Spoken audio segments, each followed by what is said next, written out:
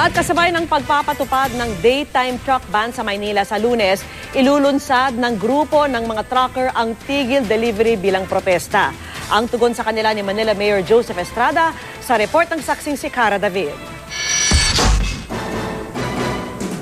Sa pagtatapos ng truck ban alas 10 ng umaga, agad na naipon ang mga truck kahapon sa Osmeña Highway kung saan sinimulan na ang paggawa ng Skyway 3. Pero pati pala biyahe nila sa araw sa Maynila, hindi na rin papayagan kapag ipinatupad na ang daytime truck ban ng lungsod.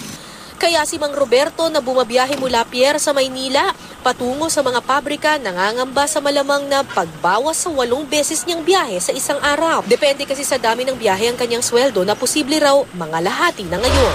Naku, malaking problema po yun. Maganda na siguro kung maka-4 o ka-3 sa isang linggo kasi daytime siya eh. Kaya bilang protesta sa daytime truck ban, nagbanta ang iba't ibang grupo ng truckers ng tigil delivery. Simula Lunes hanggang bawiin ang ordinansa kaugnay ng ban.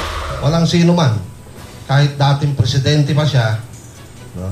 Kahit dating artista pa siya, yung pipigil sa kabuhayan. Kinontra rin nila ang paniwala ng Manila City Hall na maiibsan ng truck ban ng traffic. Matagal na walang truck sa EDSA. Pero may traffic pa rin. Yeah. May traffic pa rin. Paano paliliwanag ang Espanya? Paano paliliwanag ang Quezon Avenue? Diba? Paano yung Quiapo? Wala naman truck dyan eh.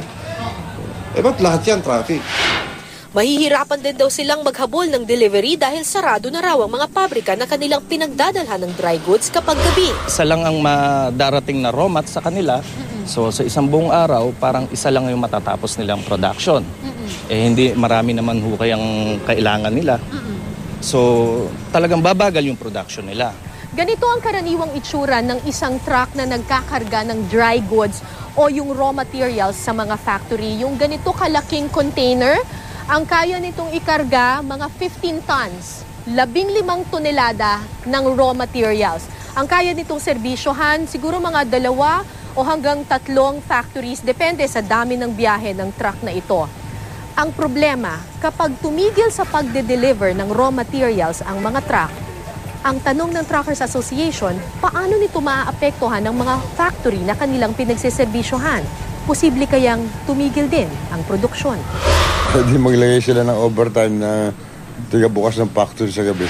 Desidido mang ituloy ang daytime truck ban sa Lunes, bukas daw si Manila Mayor Joseph Estrada sa pagbabago. Pinag-aaralan namin ng mga ng City Council.